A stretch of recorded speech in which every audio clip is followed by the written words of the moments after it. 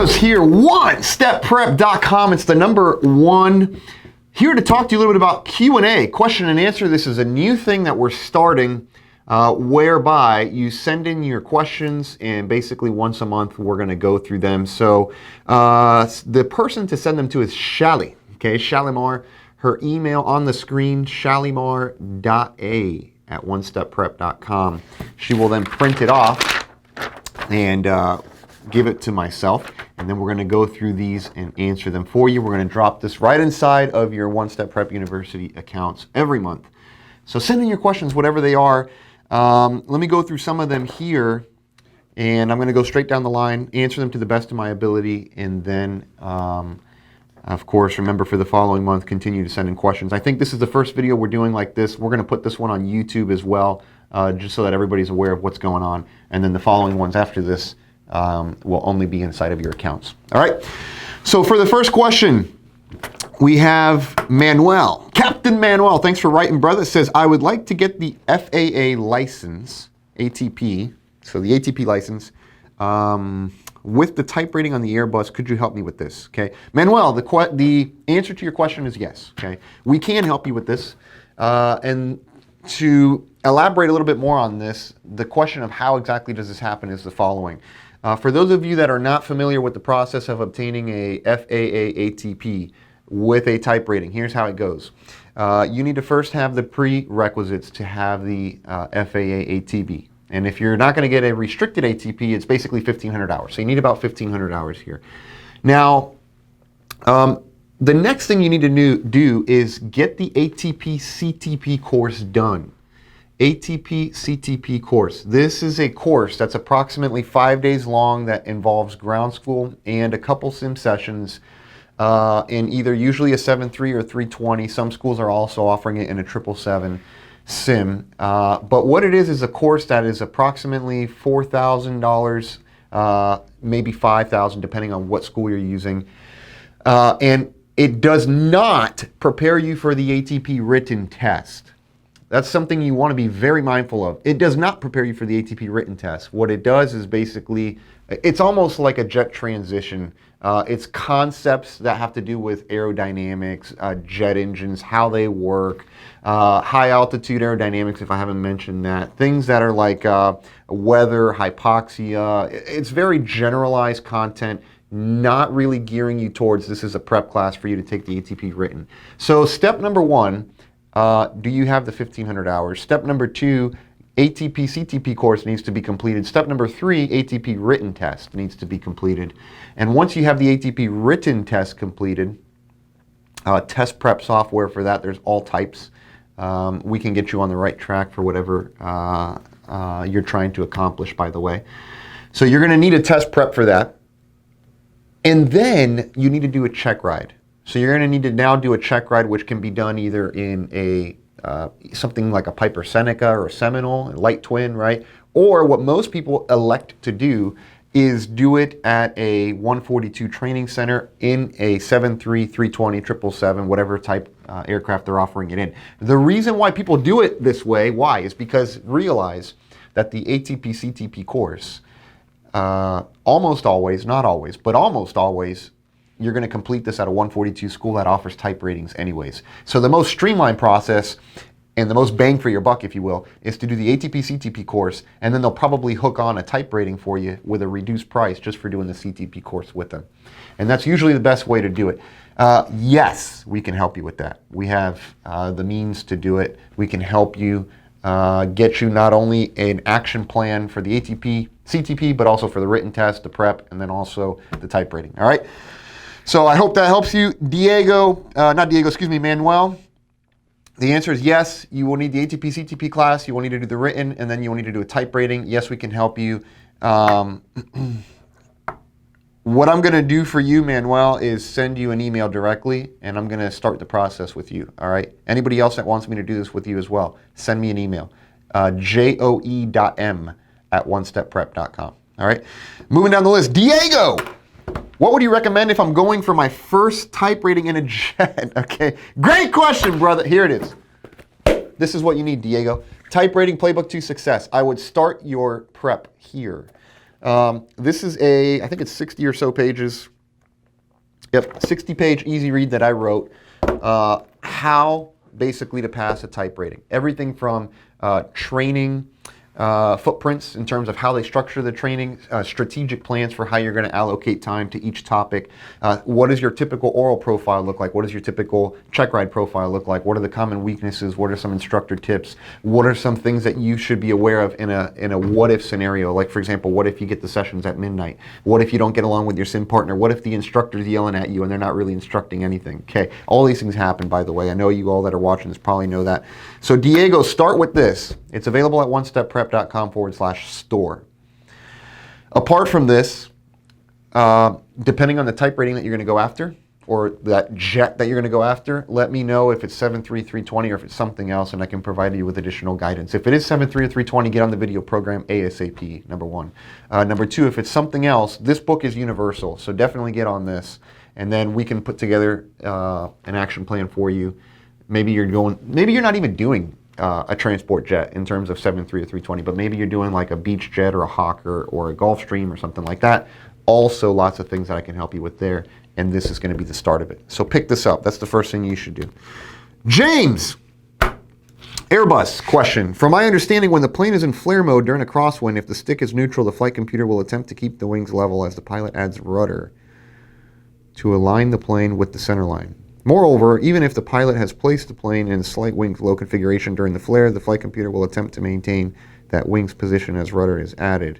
However, if there, okay, so it looks like that's one question. Let me give you the second part here, if I'm reading this right. However, if there are wind gusts, the pilot might have to add brief roll inputs. Is that correct? From my understanding, when the Airbus is in ground mode, there's a direct relationship between aileron deflection and side stick inputs. Thus, after the nose gear touches down, the pilot will have to add and maintain side stick input to deflect ailerons and keep wings level in a crosswind during the runway landing roll. That's a long one. All right, James? All right, so first part is this, James. Do not confuse ground mode and flare mode. Ground mode is on the ground, okay, before takeoff. Yes, the side stick has a direct relationship to the flight control surface. Flare mode is different, though. Flare mode, remember, is the 50-foot ELAC snapshot, 30 feet, and you get a -2 degrees nose down pitch over the course of 8 seconds. And this is because why? Your relationship on the stick is not direct in flare mode. It's because you're in G-load demand. So in the flare, the G-load demand is what is actually being utilized here, and therefore the flare mode is needed to give you a normal feel in the flare. So the first part to this, I would tell you, James, remember that ground mode is before takeoff, and the direct relationship of the side stick to the flight control surface here is prior to takeoff. It's not in the flare or after, right? So that's the point with that. The other thing you asked me about is if the stick is neutral, basically, is the airplane going to attempt to keep the wings level? The aircraft is, remember that we're in roll rate. So if you did nothing on the side stick, there would be no roll rate being commanded. So really, to answer your question, are you commanding a roll rate? And if the stick is neutral, the answer is no. So the airplane would do nothing.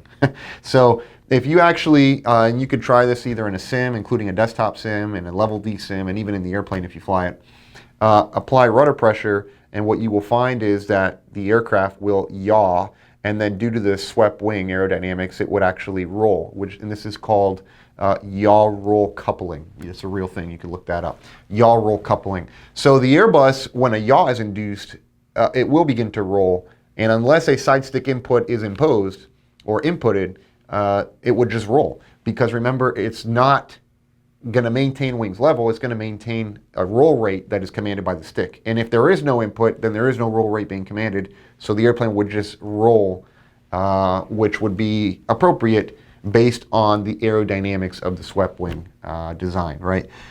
So, James, if you're applying rudder, you're going to need some side stick input. You cannot just crosswind, come in with a crab, and then apply rudder and do nothing with the ailerons. You would have to do something there with the stick, because if you left it completely neutral, you could get into some yaw roll coupling.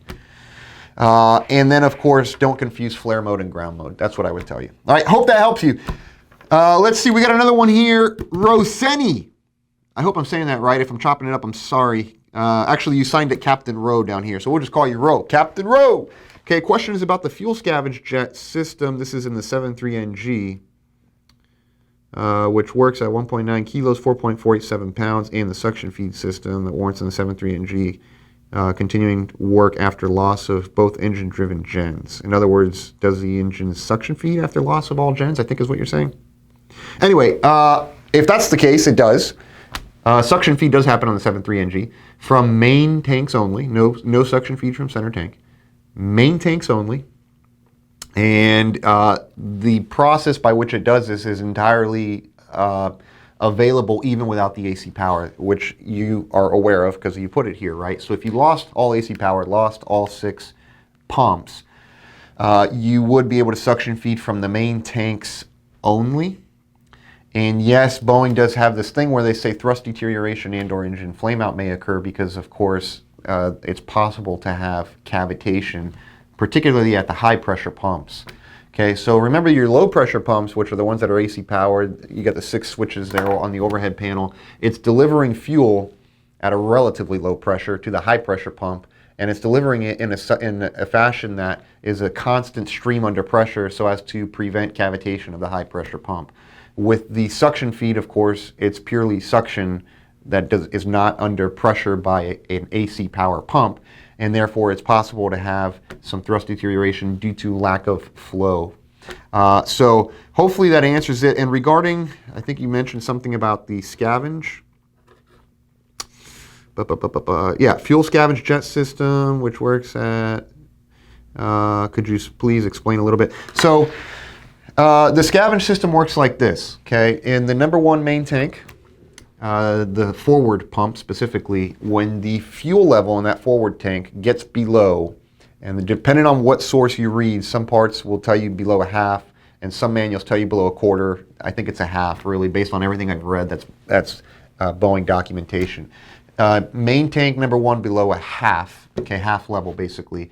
You will begin scavenging fuel from the center tank, from the left forward pump. It's the lowest point. And it'll be basically brought into the inner, not the inner, but the main, right? 7.3 here, not 320. It'll be brought into the main tank and then later on fed to the engine. So that suction feed, or that scavenge operation rather, the scavenge operation will continue basically for the remainder of the flight. It's predicated on number 1 main tank draining down below half, and it'll be the left forward pump because it's the lowest point in the fuel tank. All right, so these are the 4 that we have on this Q&A. Hopefully we get more and more and more as this continues to grow and progress. Look, guys, we're constantly saying here, Juan and I, our success will ultimately be determined by how many people can we help. How many pilots can we help on all types of fleets? How many flight attendants can we help? And really just in general, we're in the business of serving people to the best of our ability. So I hope that this helps you and that we've been able to help you somewhere in your training. And if you haven't worked with us yet, you give us the opportunity to do so. One Step Prep, it's the number 1, onestepprep.com is our website. We're here in Miami, Florida. If you find yourself here, please come by, visit our office. Visit us. We may very well be here. Juan and I are here usually at least 3, sometimes 4 days a week. Or you can, of course, call us at 1-888-778-1441. Hope we get to work with you, and be great, work hard, study a lot. Okay, one tip I want to leave you with for this gentleman here. What would you recommend if I'm going for my first type rating in a jet? Study like crazy. All right, because it's a lot of work. It's a 21-day footprint usually, and you got to learn an airplane that took 21 plus years to build. So study hard, be great, do well in Excel, and we can't wait to work with you here in Miami.